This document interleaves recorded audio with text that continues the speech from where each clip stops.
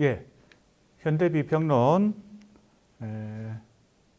지금 우리는 멜랑콜리의 문학 비평적 가능성을 공부하고 있습니다.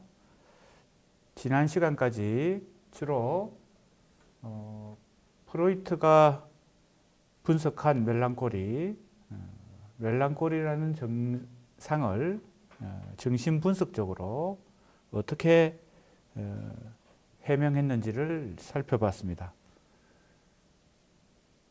프로이트가 구조적으로 심층적으로 살펴본 그러한 정신분석의 차원이 연장선에서 지금까지 상당히 많은 이론가들이 혹은 정신분석자들이 이 멜랑콜리를 새롭게 연구를 하고 있습니다. 우리 교재에는 대표적으로 지젝과 크리스테바가 소개되고 있는데 지젝을 먼저 공부하고 우리가 단원 중에 이번 학기에 굉장히 많은 내용을 공부하고 또 많은 이론들을 공부하기 때문에 이 단원에서는 크리스테바의 멜랑콜리 분석은 생략하고 진도 범위에서 생략하도록 하겠습니다. 자, 그러면 이제 지젝에 대해서 살펴봅니다. 지젝은 우선 이 멜랑콜리 분석 차원 이전에 이제 지젝이라는 철학자를 소개할 필요가 있는데,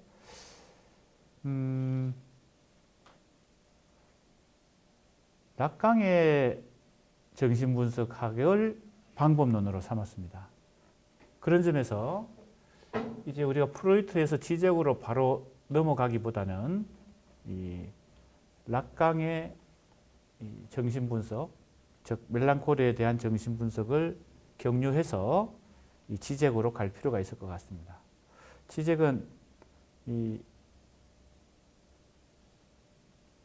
락강을 기초로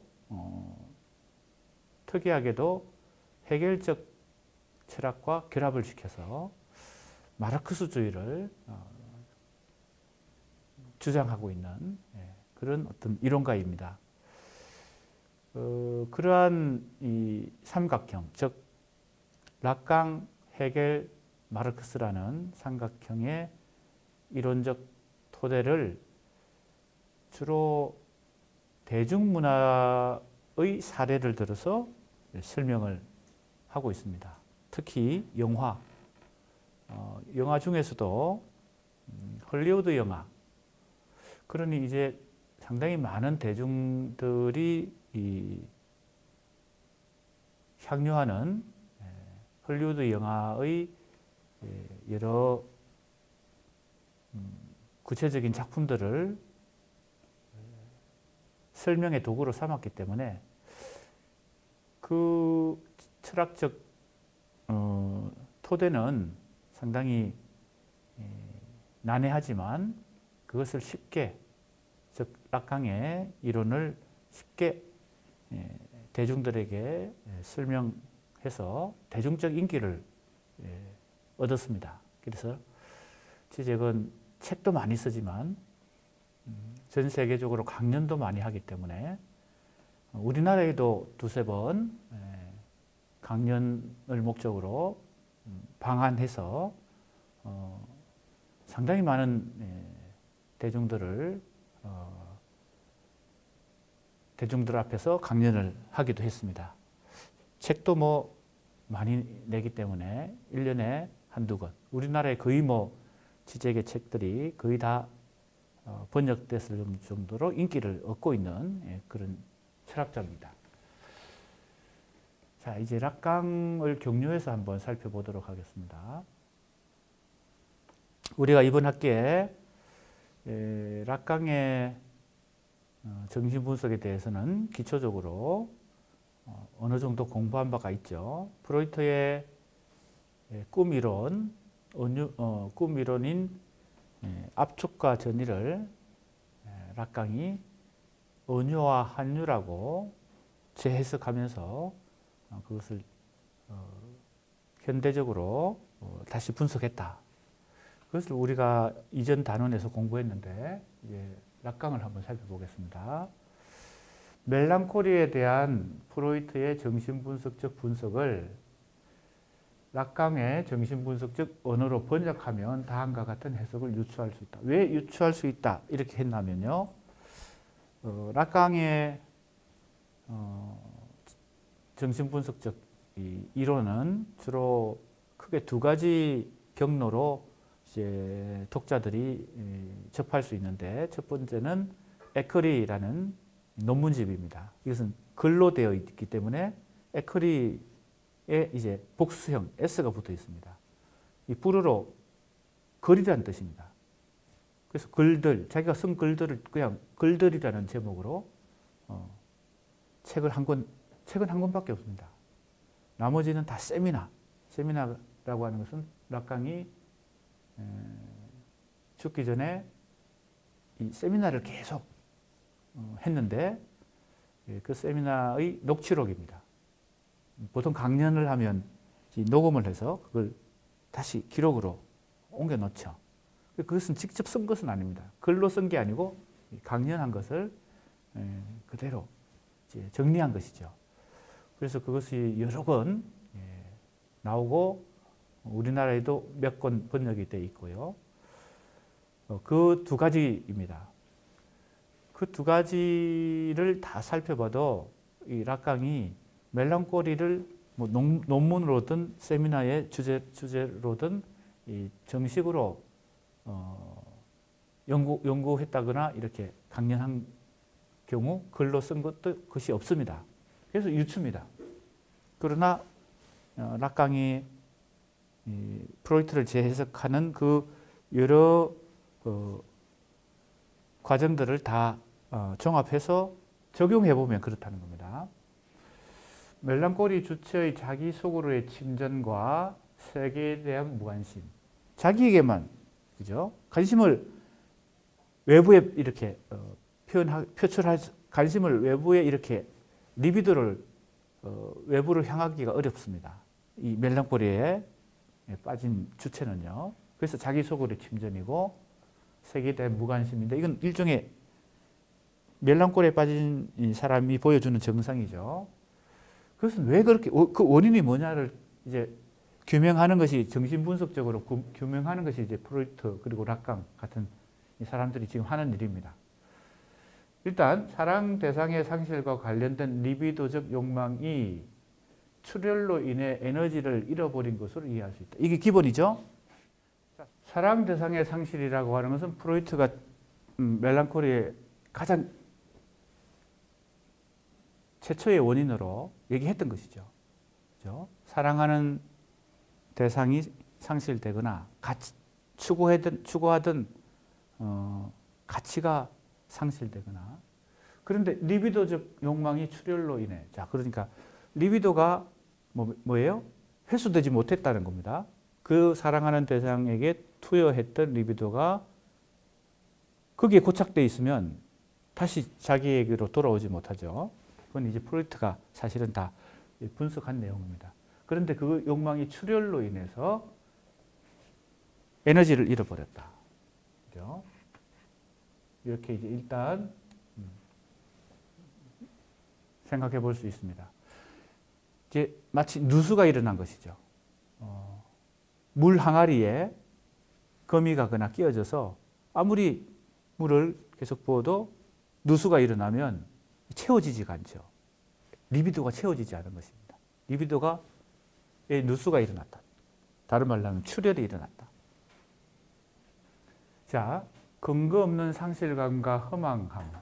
이제 이것도 멜랑콜리에 빠진 주체가 보여주는 어떤 심리적 상태입니다. 상실감과 허망함, 허탈함, 이거죠. 그 근거를 사랑 대상의 상실 이전에, 자, 그러니까 락강이 보여주는 여러 이론들을 보면 이 상실이라고 하는 것은 프로이트는 사랑하는 사람 혹은 가치가 상실됐을 때로부터 시작하잖아요. 그때 멜랑콜리에 빠진다는 거잖아요. 혹은 애도로 갈 수도 있지만, 근데 락강의 이론을 보면요, 이 소외라고 하는 개념을 통해서 인간이 언어의 세계인 상징계에 진입하면서 겪는 근원적인 상실감으로부터 접근한다 이랬어요. 그러니까 아주 더 근원으로 가면 언제 처음 상실감을 경험하나 하면요, 사실은 이 언어를 접하면서, 이 언어의 세계가 이 락강의 언어로, 락강이 말하는 개념으로 상징계거든요. 그래서 오히려 현실 속에서 어떤 사랑 대상을 상실했다는 것은 프로이트가 설명한 것인데, 더 거슬러 올라가서 언어를 받아들일 때부터 상실감이 생긴다는 겁니다. 그 무의식 속에서 이미 자각하거나 의식적으로 내가 깨달지 못하는 상실감이죠. 그런 의미에서 프로이트가 말한 멜랑콜리에, 그죠? 부합하죠. 왜? 프로이트가 애도는 의식적으로 상실한 대상이 무엇인지 알지만, 멜랑콜리는 상실한 대상을 의식하지 못한다는 거죠. 자기도 모르게 상실했다는 거, 그 상실의 대상이 무엇인지 자각하지도 못하고 있는 것이 멜랑콜리라 그랬으니까, 인간이 언어를 처음 받아들일 때, 즉 상징계가 인간의 정신세계에 들어올 때 이 무의식 세계 속에서 상실감이 생긴다는 겁니다. 왜 그럴까요? 뭔가 잃어버린 게 있는 것이죠. 그 이전에 있었던 상상계라고 하는 세계에 상징계가 들어오면서 상실감이 생깁니다. 자, 이 좀 설명이 필요합니다. 그래서 조금 이따가 설명을 하기로 하고요. 자, 어떤 개념부터 우리가 이해해야 되냐면, 이 락강의 기본적인 개념, 상상계, 상징계, 실제라고 하는 이 세 가지 개념, 이것이 락강 정신분석학의 기초 개념입니다. 그걸 조금 이따 설명을 하도록 하겠습니다. 그걸 기초로 이 이야기가 더 이해될 수 있습니다. 상징계가 제공하는 타자의 언어를 사용해야 한다는 사실로부터. 우리가 언어의 질서를 받아들이는 것은 내가 주체적으로 언어를 창조해내고 만들어내어서 사용하는 게 아니라 이미 언어의 질서라고 하는 것이 외부에 존재하죠. 내가 그걸 수동적인 입장에서 받아들여야 됩니다. 그걸 받아들이지 않으면 어떻게 됩니까? 언어를 사용할 수 없는, 그죠? 상태가 되고 사회생활이 어렵고 다른 사람과 의사소통이 어렵습니다. 간단히 자폐증을 가진 사람은 그런 의사소통이 어렵겠죠. 즉 언어를 받아들이지 못하는 것이죠. 언어를 받아들이는 것은 그러나 그 전에 정신세계를 지배했던 어떤 상상계라고 하는 세계를 뭡니까? 밀어내고 혹은 균열을 일으키고 혹은 그걸 깨트리고 혹은 실제라고 하는 것이 있는데, 실제라는 세계가 있는데 그 세계를 깨트리고 상징계를 받아들여야 됩니다. 자, 그런 얘기가 인데요. 조금 더 보겠습니다. 그래서 그것은 타자의 언어다. 타자라고 하는 것은 이 외부에 주어져 있는 어떤 큰 질서, 이때 상징계의 질서는 언어의 질서로 대표됩니다. 물론 언어만 상징계라고 말할 수 없습니다. 언어는 그것을 대표하는 것이죠. 즉 상징계의 질서는 언어의 질서로 대표되는 이 사회적 질서, 아버지의 원리라고도 말할 수 있고, 뭐 법질서, 무슨 제도, 윤리, 이런 모든 사회 질서를 이루는 이러한 것입니다. 상징계. 상징계가 제공하는 타자의 언어를 사용해야 한다는 사실로부터 주체는 존재 산실, 자기가 원래 가지고 있었던 세계, 그걸 이제 실제라고 보통 이제 락강은 말합니다. 이 존재 결핍은 주의상서의 육체가 타자의 언어를 통해 선한 만족에 도달할 수 있다는 데서 비롯된 상실이다. 자, 그래서 이건 프로이트가 말한 멜랑콜리는 현실에서 어떤 사랑 대상을 상실했을 때 경험한다는 것인데, 락강적으로 생각해 보면 아주 거슬러 올라가서 근원적인 멜랑콜리를 누구나 겪는다는 겁니다. 누구나는 아니죠. 언어를 받아들이는 사람.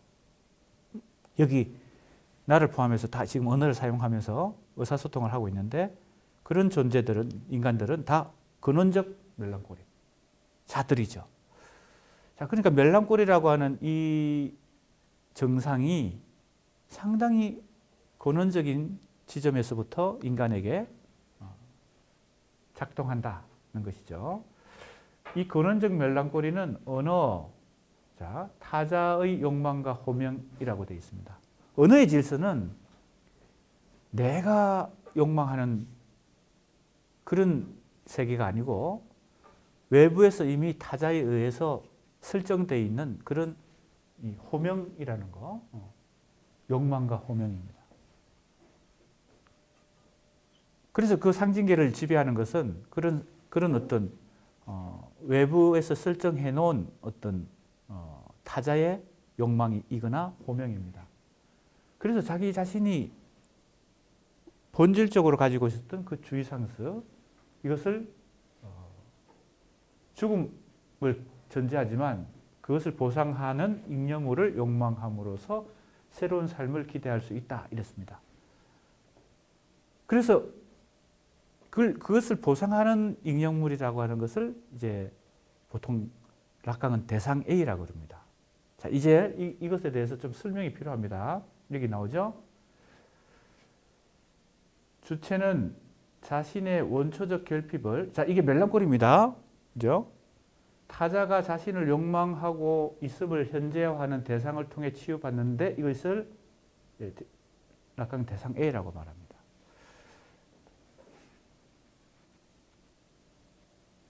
자, 설명을 조금 해보겠습니다.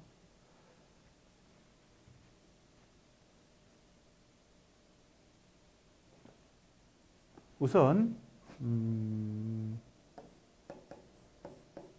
프로이트의 우리 인간 정신 구조 1차 도식, 2차 도식 우리가 다 공부했죠. 이제 다시 아주 기초적인 것부터 좀 정리를 해보겠습니다. 자, 뭐부터 해볼까요? 1차 도식, 정신 구조의 1차 도식. 이렇게 인간의 정신을 도식해서 보여줬죠. 뭡니까? 무의식의 세계를 발견했으니까, 그죠? 무의식이 있고, 전의식이 있고, 자세한 설명은 다시 하지 않고요. 이건 이제 다시 복습이니까. 2차 도식은 역시 세 가지로 이렇게 나눴지만, 여기에 이드가 있다 라고 했죠. 여기는 에고가 있고, 이걸 자아라고 하죠. 슈퍼에고, 초자아가 있다. 이랬습니다.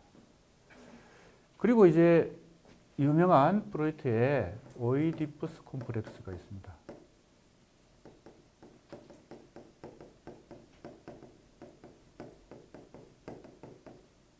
자, 이것은 삼각형으로 도식화됩니다. 지금 다 도식입니다. 도식이란 것은 어떤 설명 모델이죠. 복잡한 어떤 양상을 아주 간명한 설명 모델로, 그죠? 그려내는 거, 이게 도식이죠. 도식은 위험하긴 하지만, 왜? 조금 전에 얘기했듯이 복잡한 것을 단순화시키니까요. 하지만 이 전체의 구조를 이해하고 설명하는 데는 상당히 도움이 되는 그런 도구가 도식입니다. 그래서 지금 프로이트도 락강도 도식을, 혹은 뭐 다른 이론가들도 도식을 이용하죠.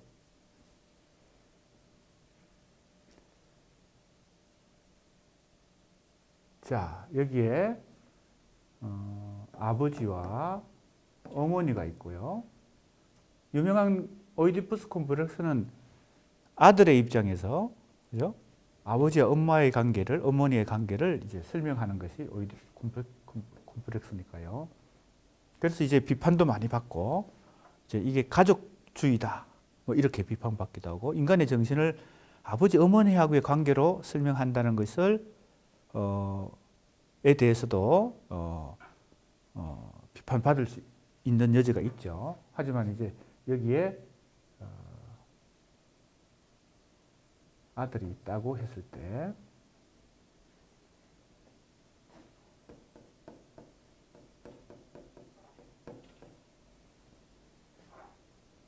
자, 어머니하고의 관계를 프로이트는 이자 관계다. 둘만의 관계라는 겁니다. 이건 원초적인 관계입니다. 그래서 이 관계가 먼저 설정됩니다. 아들이나 딸에게. 이게 이제 인간이 태어나고 성장 과정에서 이 정신 구조가 형성되는 거니까요. 이게 먼저 설정됩니다. 이자 관계라는 것은 일종의 원초적 관계다, 이런 뜻이고요.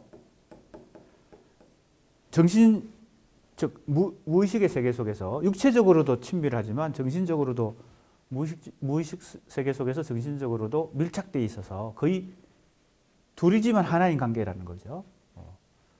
이때 이 아들은 혹은 딸은 절대적인 만족감을 느끼고 욕망이 충족됩니다. 충동이 충족됩니다. 100%. 그것을 이제 이자관계 혹은 원초적 관계라는 말로 표현한 것입니다. 이 관계는요. 이걸 반드시 육체적인 욕망 충족, 이것만이 아니고요. 정신적인 것을 다 포함해서 이게 완전한 행복 혹은 뭐 완전한 욕망의 충족, 이것이 형성됩니다. 이게 먼저라는 겁니다. 그런데 바로 이 아버지가 개입을 하는 것이죠. 이 아들에게 이 아버지가 개입한다고 하는 것은 우리가 이제 그냥 생물학주의, 생물학에서 얘기하는 그런 요소도 아니고 가족주의, 즉 실제 아버지가 존재하지 않는 가정도 있잖아요. 그러니까 그런 어떤 현실적인 관계가 아니고 정신적이고 심리학적인 무의식의 차원입니다. 그러니까 아버지가 실제 존재하지 않는 가정에서도 이 자녀들에게 아버지라고 하는 원리가 개입한다는 겁니다. 그래서 이건 아버지, 어머니를 실존하는 존재로 착각하면 안 되고 이것을 일종의 상징적 관계 혹은 원리적 차원으로 설명을 하는 것입니다. 그래서 도식입니다. 아버지의 원리가 여기에 개입을 합니다. 이럴 때 아들이나 딸이 아버지를 받아들인다는 것은 이 이자관계에 균열을 가져옵니다. 그런데 안 받아들이면 어떻게 돼요? 이 관계를 유지할 수는 있지만 뭘 획득을 못해요? 아버지의 원리가 바로 언어의 원리이고 이것이 사회적 질서이기도 합니다. 아까 내가 법 질서든 뭐 사회가 이미 만들어 놓은 어떤 상징 체계, 그걸 그래서 락강이 이 자기식으로 설명한 것이 상징계라는 겁니다. 상징계. 상징계가 이 오이디푸스 콤플렉스로 다시, 그죠? 기초적인 설명을 프로이트가 했던 것을 좀 더 복잡하게 입체적으로 도식을 그려낸 것이 바로 뭐예요? 이 락강입니다. 락강의 도식을 한번 볼까요? 바로 이 그림을 그려야 되는 것입니다. 동그라미 세 개가 이렇게 되어 있습니다. 이 오이디푸스 콤플렉스에 대한 설명을 조금 더 하면 이 아들의 입장에서는 갈등을 겪습니다. 여기에 머물고 싶겠죠?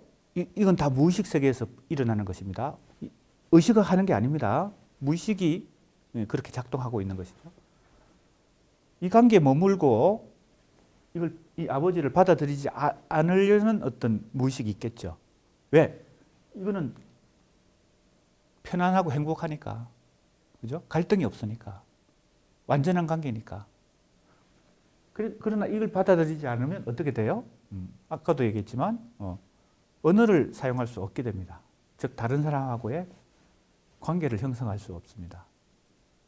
자기만의 완전한 행복에 빠져 있는 거죠. 그게 이제 자폐증과 관련되는 그런 증상들에 해당됩니다. 이 갈등과 고통을 동반하는 이 아버지를 받아들이는 것, 이것이 바로 뭐예요? 프로이트가 설명했던 오이디푸스 컴플렉스입니다. 그 과정을 거쳐야 성인이 된다는 거죠. 주체가 된다는 겁니다. 그런데 이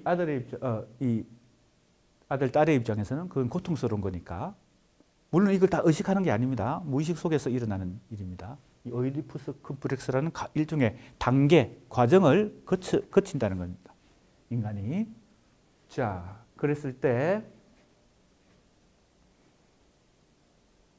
락강은 이제 인간의 정신 구조를 프로이트가 자, 이 1차 도식에서 인간 정신 구조를 이렇게 도식적으로 설명했고 이렇게 두 번째 설명했는데 오이디푸스 컴플렉스까지 이제 이론화했잖아요. 이건 다 이제 실제 임상을 통해서 정신 분석을 하는 과정에서 이론을 다 만들어내는 겁니다. 즉 기납적으로 만들어내는 겁니다. 머릿속에서 이게 뭐 툭 떨어지는 게 아니고 이런 식으로 계속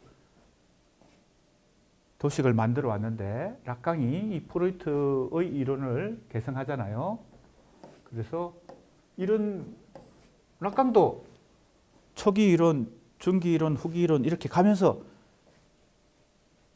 연구를 거듭한 결과 최종적으로 이런 도식을 얻어낸 것입니다. 이게 여기에 바로 상상계, 상징계, 실제라는 세 가지 동그라미가 결합된 것입니다.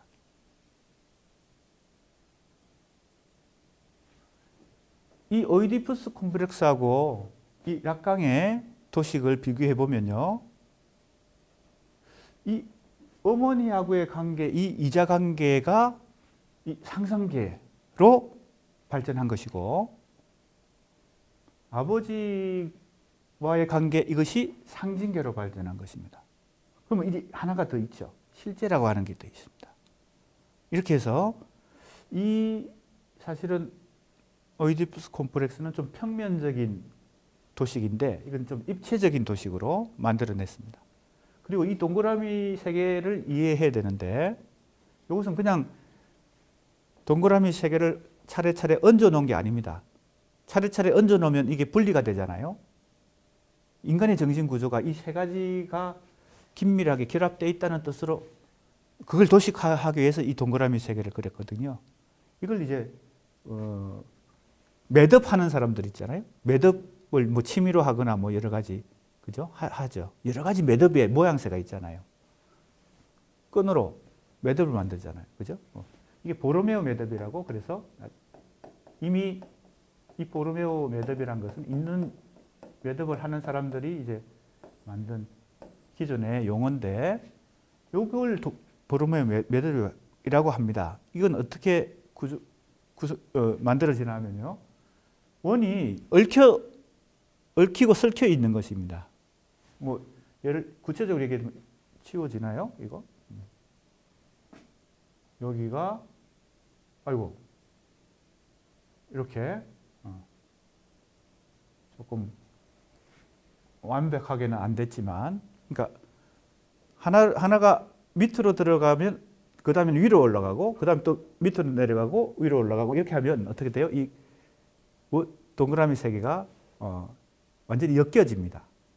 그래서 하나를 이렇게 집어 들면 이게 다 연결되어 있어서 분리되지 않고 인간의 정신 구조가 이 세 가지 개라고 하는 게 어떤 영역이잖아요. 영역.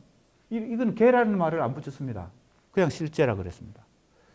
이 세 가지 영역이 얽혀서 인간의 정신을 이룬다는 겁니다. 자, 락강의 설명을 한번 들어봅시다. 상징계가 먼저 있습니다.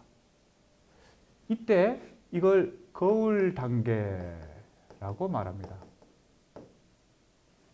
에클이라는 그 논문집 그 책 1장이 제목이 거울 단계입니다. 락강이 제일 먼저 연구한 이 분야가 인간의 정신구조를 정신분석해 나가면서 이 상상계 연구를 제일 먼저 했습니다. 간단히 얘기하면 거울 단계 속에서 무엇이 형성되나 하면요. 이 어린아이가 성장하면서 이 거울이라고 하는 것은 반드시 거울만을 의미하지 않습니다. 물론 거울도 포함되지만 자기를 비추고 반사해서 자기를 확인할 수 있는 대상, 이게 거울입니다. 자, 예를 들면 어떤 게 거울의 역할을 할까요? 대표적인 게 어머니입니다. 그죠? 어린아이가 성장 과정에서 어머니의 시선, 어머니의 목소리, 어머니가 젖을 주고 음식을 주고 혹은 어머니가 내가 하는 말에 혹은 내가 하는 행동에 반응하는 것, 이게 다 거울입니다. 내가 존재한다는 걸 확인할 수 있는 것이죠. 거울을 보면 나를 확인할 수 있는 것처럼. 그래서 거울 단계입니다. 근데 이 거울 단계에서 인간은 어머니하고의 관계를 통해서 바로 이겁니다. 이자관계. 이걸 프로이트가 이렇게 설명한 걸 상상계 이론으로 발전시킨 거죠. 어머니하고의 관계를 통해서 뭘 확인할 수 있다고요? 자, 락강은 이때 자아가 형성된다고 말을 합니다. 인간에게 자아라는 게 형성된다, 이렇게 말합니다. 근데 이때 뭐가 발생하냐면 착각이 발생하는데, 쉽게 말하면 착각입니다. 이 락강은 이걸 오인이라고 말합니다. 오인. 잘못 인식한다는 겁니다. 뭘 잘못 인식하는 걸까요? 실제 나는 아직 완전한 자아를 가지거나 완전한 신체적으로 보면, 즉 완전한 육체도 아니고 완전한 정신 상태도 아닌데 이 어머니하고의 관계 속에서 나는 절대적인 존재로, 즉 완전한 자아로가 형성됐다고 착각을 합니다. 이게 오인입니다. 그런데 이건 어머니하고의 관계를, 즉 거울을 통해서 나를 확인하는 것이기 때문에 실제 나하고는, 그죠? 본래적인 나하고는, 그죠? 어긋나는 어떤 자아상을 갖게 됩니다. 이해되나요? 이건 락강의 설명입니다. 그죠? 내가 이렇게 독창적으로 설명하는 게 아니고요. 이 오인으로 인해서 뭐가 생기나 하면 바로 소외가 생깁니다. 자, 락강은 인간의 정신구조 속에서 상상계라고 하는 것이 생기는 그 최초의 단계에서 이미 소외가 있다는 겁니다. 이때 소외는 자기 본래 자기로부터 벗어났다는 겁니다. 어긋나 있다는 겁니다. 이때 이미 뭐가 생겼을까요? 바로 상실감이 생기는 겁니다. 물론 이것은 자기가 자각하는 것도 아니고 무의식 속에서 생겨나는 원초적인 상실감입니다. 사실은 아까 우리 교재에서 원초적 멜랑콜리라고 얘기했을 때 여기서부터 설명했잖아요. 그것도 소외입니다. 소외가 생긴다는 것은 상실감이 생긴다는 거거든요. 언어로 인해서 상실감이 생긴다는 거죠. 프로이트가 사랑하는 대상을 상실했을 때 멜랑콜리가 생긴다고 했는데 그죠? 무의식의 근원으로까지 거슬러 가서 언어를 받아들일 때 상실감이 생긴다 그랬는데 사실은 한 단계 더 전에 이미 이때 상실감이 생기는 겁니다. 그래서 우리가 굳이 이 소외를 1차 소외라고 말할 수 있습니다. 조금 그 상상계가 가지고는 가장 기본적인 설명을 좀 해야 되겠어요. 이것은 이미지의 세계입니다. 우리는 상상을 통해서, 인간의 정신은 상상을 통해서 세상을 바라보는 하나의 측면이 있는데 이것은 이미지로 세상을 보는 것입니다. 그죠? 아직 언어 이전의 단계입니다. 언어 이전에 이미지란 게 있습니다. 그죠? 이것은 상상이 만들어낸 것입니다. 바로 자아가 바로 그렇다는 거죠. 이미지 상으로만 거울에 비친 자기 상을 이미지로 자기를 확인하는 것입니다. 이때 자 정리를 하겠습니다. 복잡하지만 내가 아주 단순화시켜서 지금 설명하고 있는 겁니다. 이 상상계라는 세계 속에서 즉 이미지의 원리, 이미지라고 하는 이 이미지의 세계 속에서 인간은 최초로 어머니하고의 관계, 그게 바로 거울 단계입니다. 거울 단계 속에서 어머니하고의 관계 속에서 1차 소외를 통해서 자아가 만들어집니다. 나는 자아라고 하는 걸 확인하지만 사실은 그건 진짜 자아하고는 어긋나 있는 것입니다. 지금 프로이트 락강의 이 이론은, 정신분석 이론은 데카르트적인 이 코기토, 즉 주체, 이성적 주체와 다른 어떤 인간에 대한 설명이죠. 그죠? 데카르트가 투명하고 선명한 주체가 있다고 생각했는데 프로이트와 락강은 그건 착각이라는 거죠.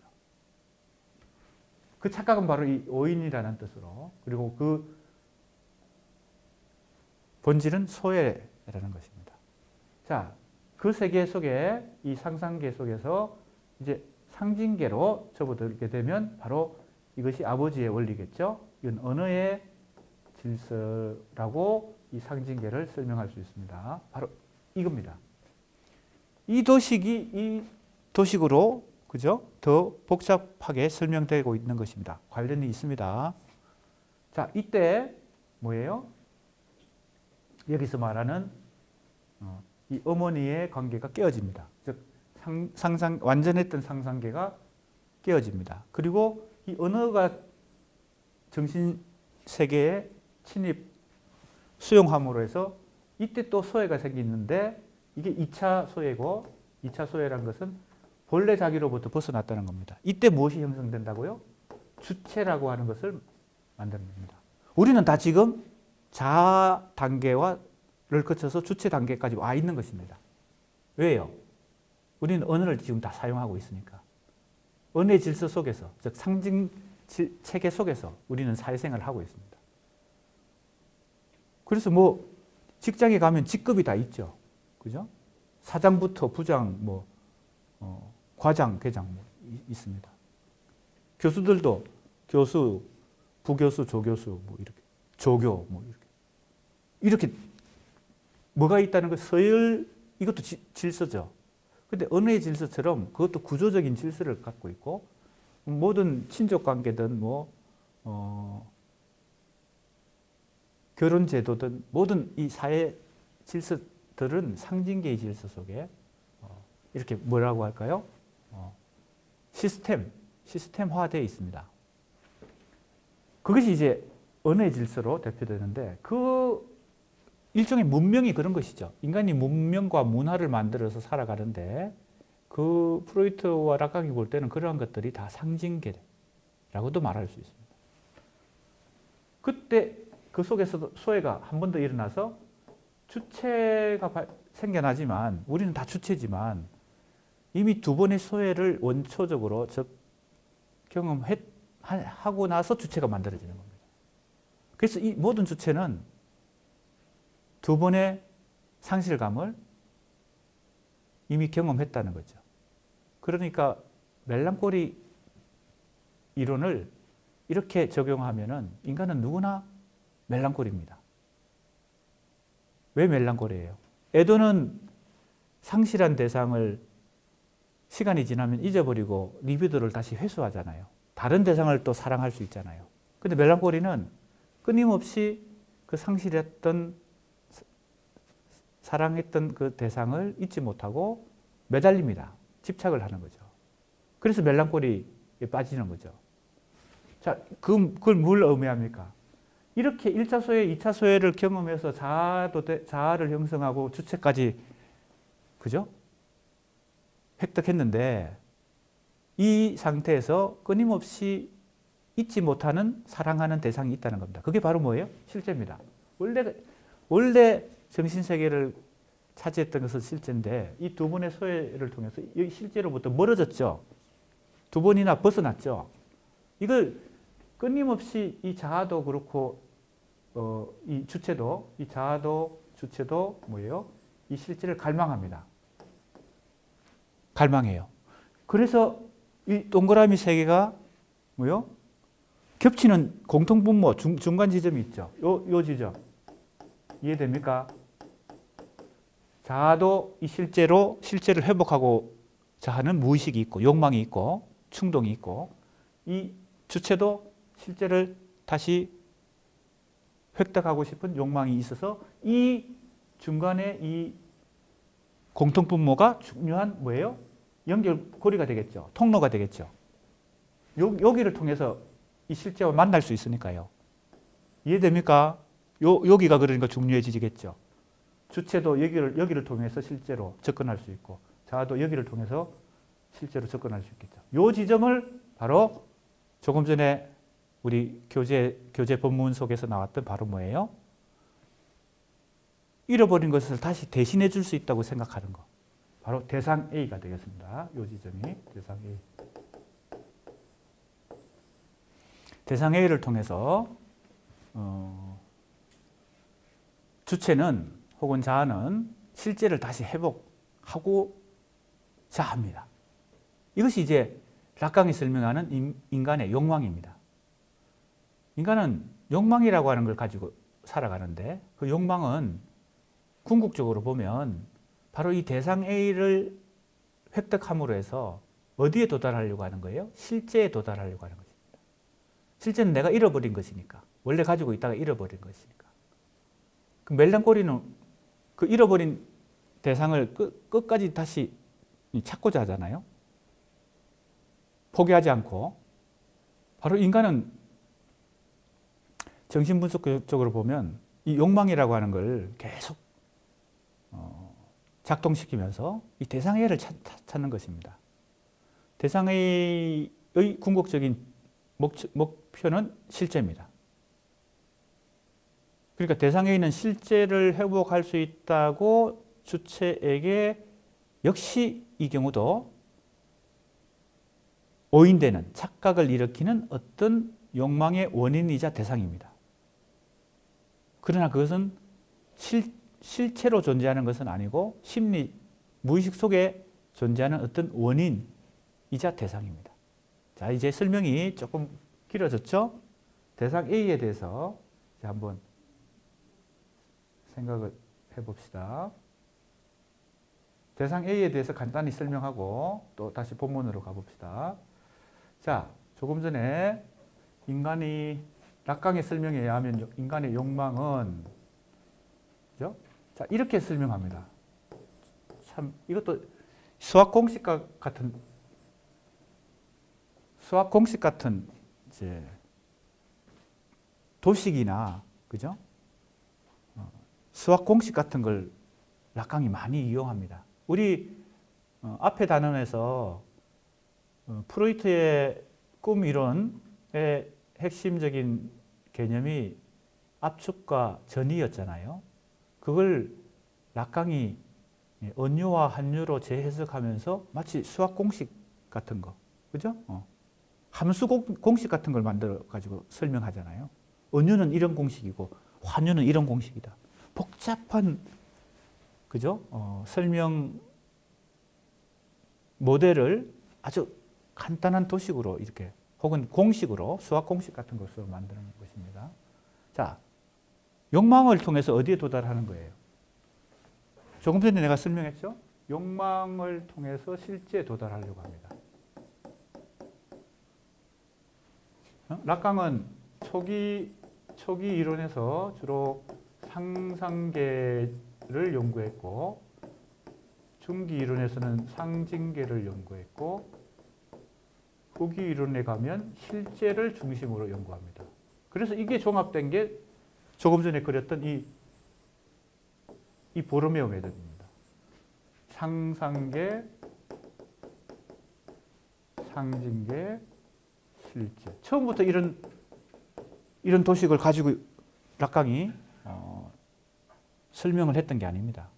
이게 이제 종합된 거죠. 이 연구들이 다 종합돼서 이런 도식이 나온 것이죠.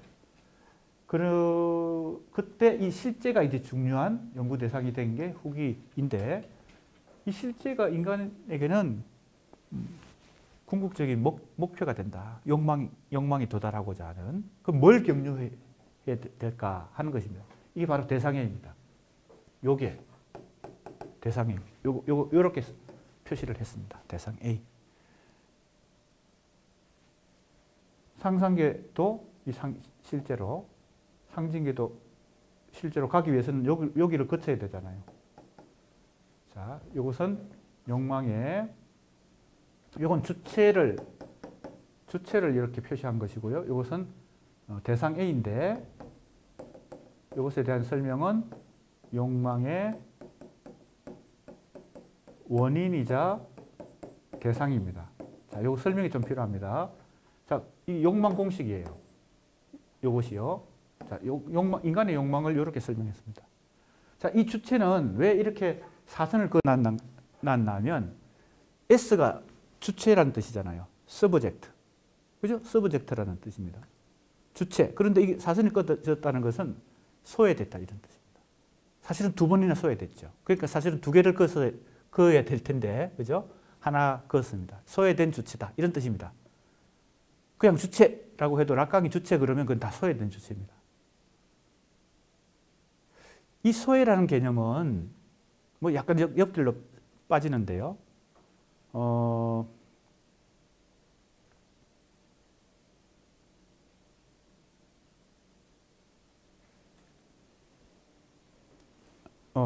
계속 설명하겠습니다. 이 소외된 주체가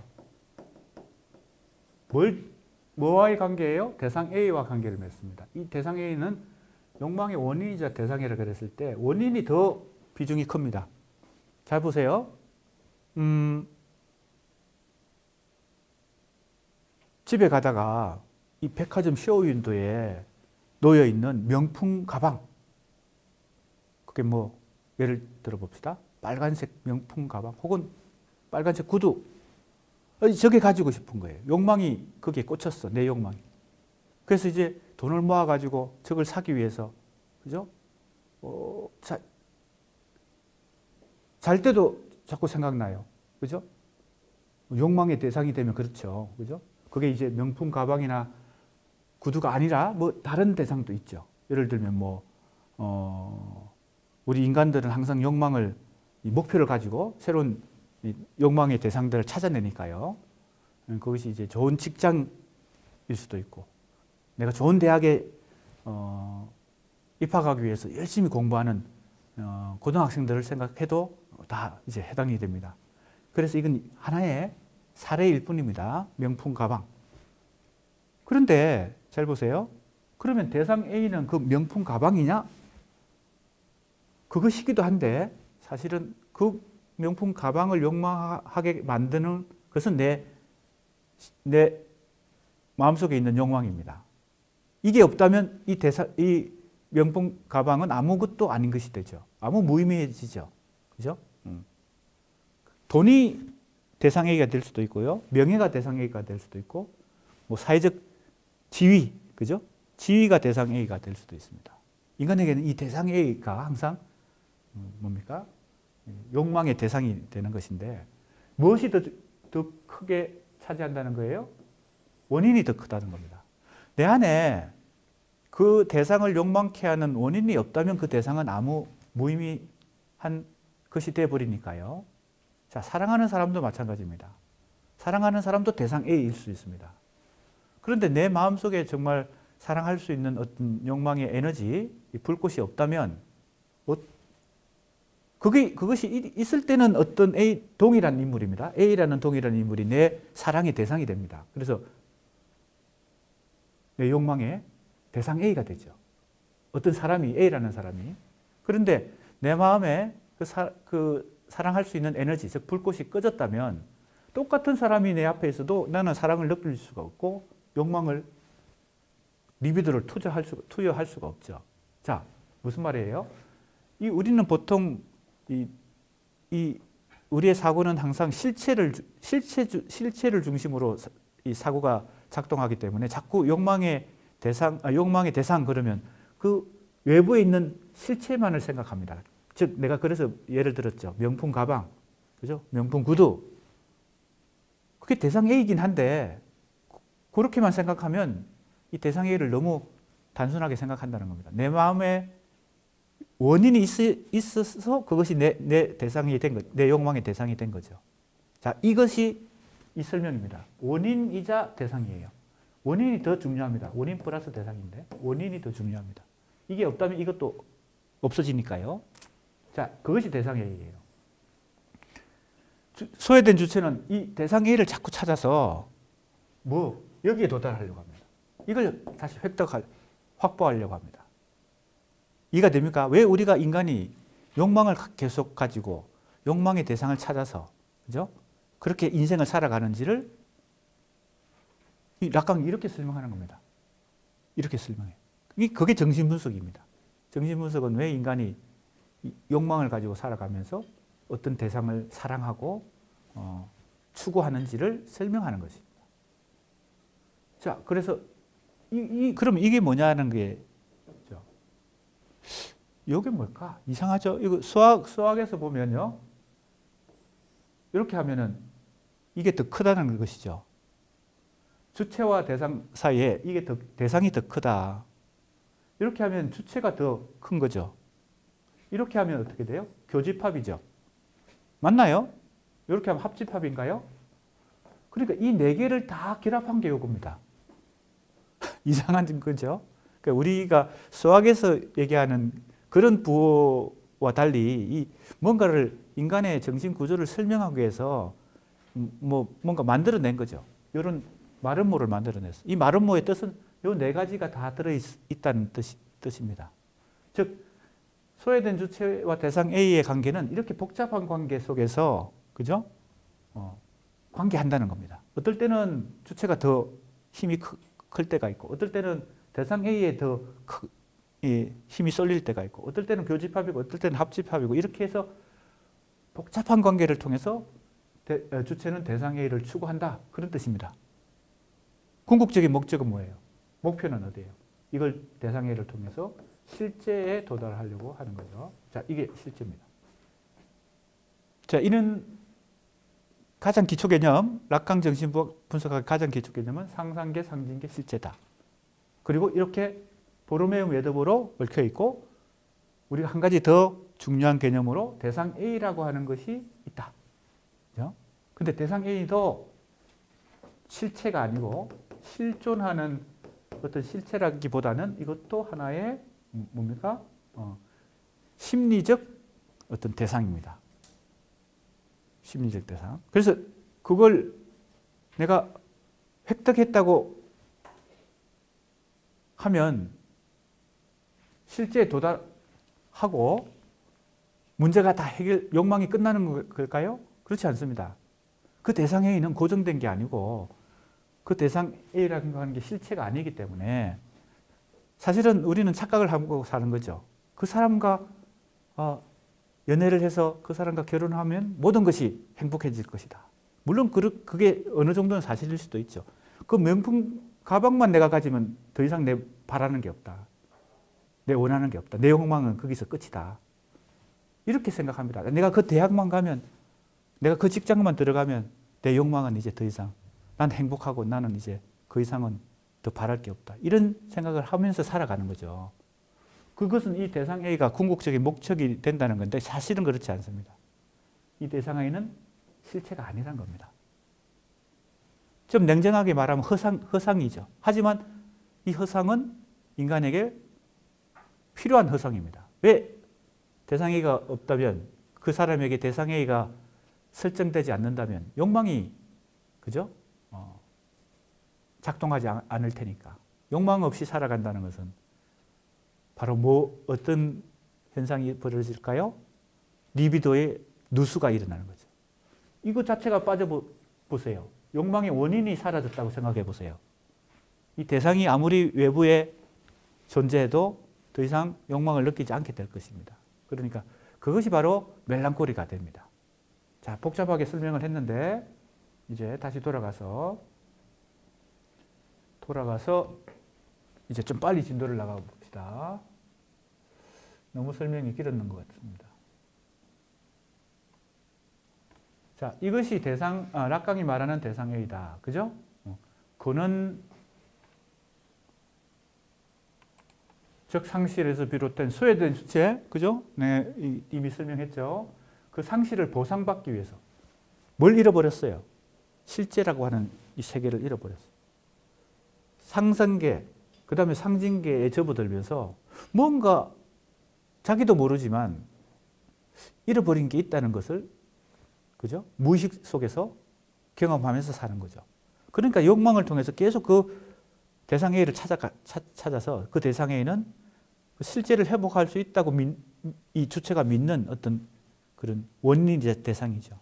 그래서 우리는 자꾸 대상 A를 찾아서 뭡니까? 욕망을 가동시킵니다.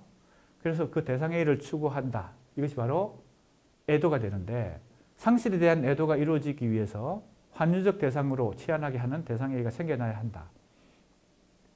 애도는 최초의 대상을 상실하는 대신 그것을 대체하는 새로운 대상이 출현한다. 그죠? 그게 애도죠. 내가 사랑하는 사람과 헤어졌지만 리비도를 회수해서 다시 다른 사람을 사랑할 수 있게 되는 것이 애도입니다. 그런데 멜랑콜리는 애도가 안 되는 경우에 멜랑콜리가 되죠. 대체물이 생기지 않아서 최초의 상실감에서 벗어날 수 없다. 그래서 멜랑콜리 주체는 은혜 세계에 진입해서 자신의 주의상실을 빼앗기지만 타자의 욕망이 부재함으로써 자신의 욕망의 원인을 자리매김할 수 없다. 그래서 락강의 이 이론을 다 이렇게 좀 유추해 보면 멜랑콜리라고 하는 것이 인간에게는 근원적인 어떤 현상, 정상으로 나타난다. 두 번의 소외를 통해서, 그죠? 이미 우리 인간은 누구나 멜랑콜리다. 그래서 우리 인간은 원초적으로 우울증에 걸려 있다는 겁니다. 자, 이게 락강의 이론에 의해서 그렇습니다. 따라서 그에게는 보상되지 않는 리비도의 출혈, 주의상서의 소실이 남을 뿐이다. 이랬을 때 세계는 욕망의 공식으로 들어오지는, 이 욕망의 공식, 아까 내가 얘기했죠. 소외된 주체와 대상 A 간에 이 마름모가 있는 것. 마름모, 그죠?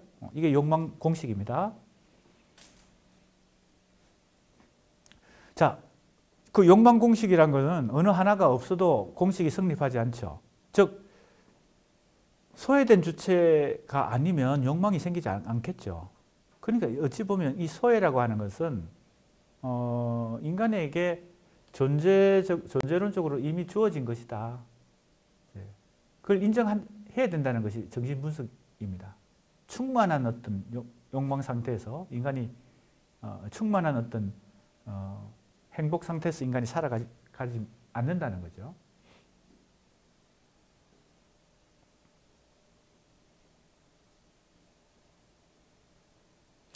아까 내가 소외라고 하는 말이 프로이트의 어떤 말을 재해석한 것인가 하면요. 거세입니다. 그래서 프로이트는 인간이 거세되었다. 남근 거세 이런 말을 사용하는데 그게 마치 실제 생물학적인 이 차원에서 그걸 이해하는 사람들이 있잖아요. 거세라고 하니까 생식기를 제거하는 거 이게 거세인데 그게 바로 뭔가 하면 이 소외라는 뜻입니다. 사실 소외라는 뜻도 우리가 사회학에서 말하거나 마르크스주의에서 말하는 것은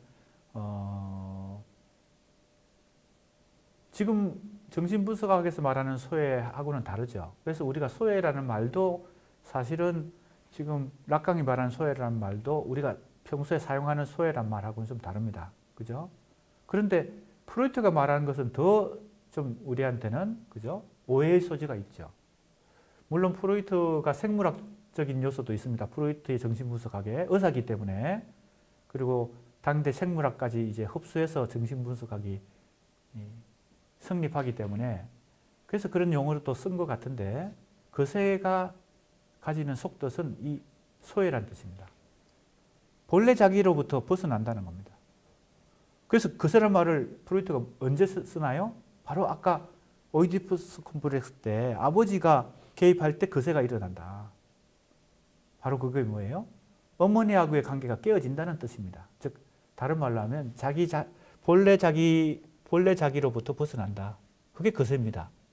그런데 이제 그 용어가 오해를 불러일으키니까 프로이트의 이론이 많은 사람들에게 비난의 대상이 되기도 하고 욕도 듣고 이제 이렇게 됐던 거죠. 그런데 우리는 그 프로이트의 그 개념이 어떤 속뜻을 갖고 있는가를 잘 이해해야 됩니다. 락강이 이제 그걸 다 이제 자기식으로 다 재해석을 해내는 거죠. 자, 그래서 리비도의 출혈이 욕망이 부재하죠. 그리고 리비도의 출혈이 일어납니다. 바로 욕망의 공식으로 들어오지 않는 공허가 남는다. 조금 전에 뭘 설명하려고 했냐면 욕망의 공식에서 소외된 주체가 그죠? S에 이 줄이 있는 거. 그럼 욕망이라고 하는 거는 소외된 주체가 아니면은 욕망이 필요 없죠. 즉 완전한 주체를 생각해 봅시다. 소외되지 않은 주체. 이미 행복해. 모든 것이 다 완벽해요. 이 세계와의 관계 속에서. 결핍이 없어. 한마디로 얘기하면요. 결핍이라는 용어도 많이 사용합니다. 이 프로이트나 락강이요. 그렇다면 대상 A도 필요 없죠. 왜 대상 A는 내 결핍을, 내 소외를 해결해 줄 수 있다고 생각하는 그런 대상이기 때문에 즉 욕망이라는 게 존재하지 않을 겁니다. 욕망 공식도 필요 없고요. 그런 의미에서 이 소외된 주체라고 하는 것이 우리에게 일단 현실적으로 주어진 출발점이다. 이렇게 볼 수 있겠습니다. 그래서 공허만 남는다. 이것이 이제 멜랑콜입니다. 락강식으로 말하면 이런 식의 멜랑콜리 이론이 성립한다는 겁니다. 그래서 상실감과 허무가 죽음에 대한 집착으로까지 나아갈 수 있다. 이렇게 돼 있는데 이 각주를 보면요. 락강이 이걸 정식으로 이 이론을 글로 쓰거나 세미나를 한 게 아니니까 이 재구성은 누가 했냐면 명정현이라는 정신분석 전문가입니다. 락강 연구를 한 명정현. 대표적인 락강 전문가라고도 할 수 있습니다. 조금 전에 얘기했던 그 액걸이라는 그 책이 너무나 어렵고 난해해서 우리나라에 번역된 것은 이제 한 3, 4년 전에 처음으로 그것도 오랜 번역 기간을 거쳐서 나왔는데 그 번역자 중에 한 사람입니다. 대표 번역자입니다. 여러 사람이 같이 번역했는데 자, 이 글에서 우울증의 기원을 이렇게 자본의 순교자, 현대성의 우울적 기원 2005년에 발표한 글에서 이런 식으로 락강이 이론에 의하면 이렇다. 멜랑콜리는 하고 정리를 한 것을 내가 다시 인용을 한 것입니다. 요약하면서 인용했습니다. 자, 이제 좀 빨리 가겠습니다. 이처럼 락강은 언어적 주체가 겪는 근원적 소외. 자, 그죠? 근원적 소외. 그 다음에 원초적 멜랑콜리. 프로이트가 말한 멜랑콜리를 더, 그죠? 원초적으로 인간에게 적용을 했습니다. 자기 비난과 욕망하지 않는 타자 사이에서 타자의 결여 그 자체와 동일시함으로써 바닥 없는 상실감과 허무를 떠안는 것을 멜랑콜리의 메커니즘으로 도출해냅니다. 자, 이제 지적으로 넘어갑니다. 지적은 락강 이론을 기본으로 자신의 이론을 펼치고 있기 때문에 우리가 락강을 지금 경유해서 지적으로 왔습니다. 지적은 슬로베니아 사람이거든요. 옛날에 슬로베키아라고 우리가 표기하기도 했는데 슬로베니아. 그래서 이 락강을 중심으로 지적을 중심으로 슬로베니아 락강 학파라는 것이 이제 일종의 학파로 지적 위에 여러 사람들이 같이 그 학파를 만들어서 락강 이론을 일종의 활용해서 도구로 삼아서 마르크스주의가 사실은 그 기본 토대입니다. 지적도요. 그래서 레닌에 대해서도 다시 이제 책을 많이 내고 이 뭡니까 후기 자본주의 혹은 뭐 신자유주의 시대에 다시 마르크스주의를 주장하고 있는 그런 이론가입니다. 특이하죠. 그러니까 이 락강의 이론을 활용해서 그죠? 마르크스주의를 지금 주장하고 있으니까요. 지젝은 프로이트와 락강의 관점을 수용하는 방식으로 멜랑콜리를 새롭게 해명하는데 지젝은 욕망의 대상과 그 대상을 욕망하게 하는 중개물 사이의 간격을 통해 멜랑콜리의 기본 특성을 설명한다. 자, 잘 보세요. 욕망의 대상. 그 다음에 또 잠깐 이렇게. 그 다음에 이러한 대상을 탐하게 하는 중개물. 이 설명은 락강의 이론을 자기식으로 해석한 것입니다. 그래서 어찌 보면 지젝은 독창적인 철학자라기보다는 락강을 통해서 헤겔을 재해석하고 그걸 통해서 마르크스주의를 다시 주장하고 있는 그리고 헐리우드 영화라든지 대중문화를 사례로 설명하는 그런 이제 철학자입니다. 뭐 자기 독창적인 어떤 새로운 이론을 제시하고 이건 아닙니다. 자, 이게 바로 뭐예요? 욕망의 대상과 이게 바로 원인이죠.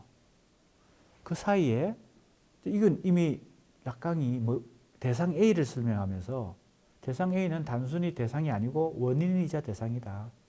아까 내가 설명한 바 그대로 마음속에 주체의 마음속에 욕망의 원인이 있어야 대상 A가 되는 거죠. 원인이 없다면 대상 A가 아닌 것이 되는 거니까. 자, 멜랑콜리에서 나타나는 것은 우리들의 욕망의 대상으로 하여금 욕망의 원인을 빼앗게 하는 것이다. 원인이 사라지면 아까 내가 뭐에 빠진다 그랬어요? 멜랑콜리에 빠진다 그랬어요. 우울증에 빠집니다. 자, 그렇게 내가 평소에 좋아하던 그 음식, 맛있는 거, 그죠?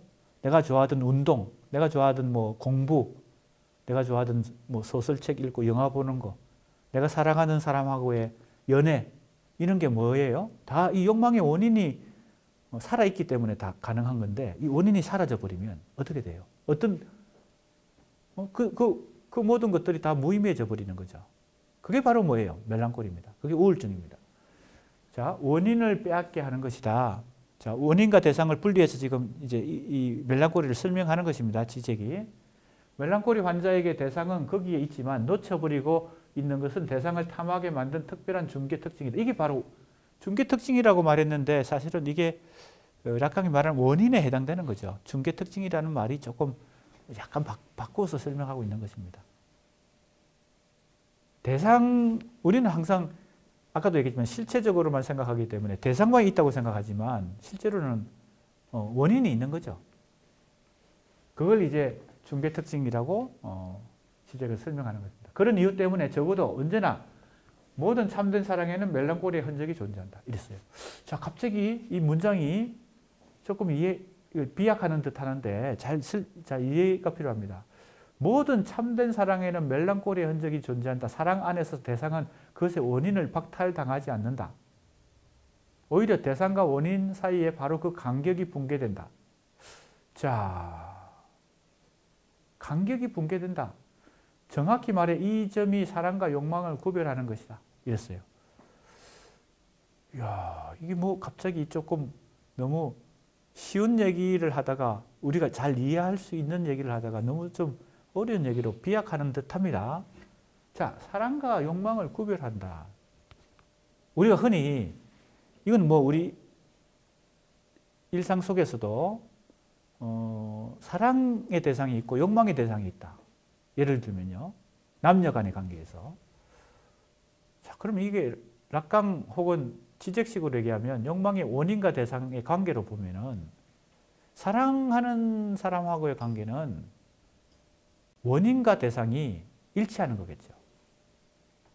욕망의 관계는 원인과 대상이 일치하지 않을 수 있겠죠. 그죠? 사실은 사랑하지 않지만 욕망의 대상으로 만나는 거니까 원인과 대상에 거리가 있는, 간격이 있는 거죠. 근데 사랑하는 사람일수록 내 속에 있는 원인과 대상이 더 일치하겠죠. 그죠? 그러면 모든 사랑에는 멜랑콜리의 흔적이 존재한다는 것은 완벽하게 내 사랑의 원인, 즉 사랑도 욕망이니까, 욕망의 일종이니까 내 사랑의 원인과 그 대상이 완벽하게 일치하는 것은 실제 현실에서는 거의 불가능하죠. 간혹 어느 순간 그게 일치할 때가 있겠죠. 하지만 아무리 욕망의 대상이 아니라 사랑의 대상이더라도 이것은 간격이 생길 수밖에 없습니다. 그러니까 그 간격이 생길 때마다 뭘 경험하는 걸까요? 멜랑콜리를 경험하는 거죠. 그죠? 내가 그 완벽하게 사랑의 원인과 대상이 일치하는 순간을 경험했는데 항상 거기에 유지되는 게 아니니까 사랑의 원인과 대상 사이에 자꾸 간격이 생기니까 발생하니까 그때마다 뭘 느끼겠어요? 상실감과 우울증과 멜랑콜리를 느끼는 거죠. 이 말은 그렇게 이해할 수 있을 것 같습니다. 모든 참된 사랑에는 멜랑콜리의 흔적이 존재한다. 그리고 마지막에 보세요. 이 점이 사랑과 욕망을 구별하는 것이다. 간격. 자, 그래서 사실은 대상 A가 사랑의 원인이자 대상이다라고 설명한 것은 락강인데 이 지적이 그걸 그대로 수용해가지고 자기식으로 지금 뭘 설명하는 거예요? 멜랑콜리를 설명해내고 있는 것입니다. 뭐와 뭐의 간격, 욕망의 원인과 대상 사이의 간격이라는 이 모델을 통해 설명 모델을 통해서 멜랑콜리를 기본적으로 설명합니다. 어찌 보면 크게 락강에서 벗어나지 않은 것 같죠. 예. 자, 다음 시간에 계속해서 이 지적의 멜랑콜리 분석을 공부하도록 하겠습니다.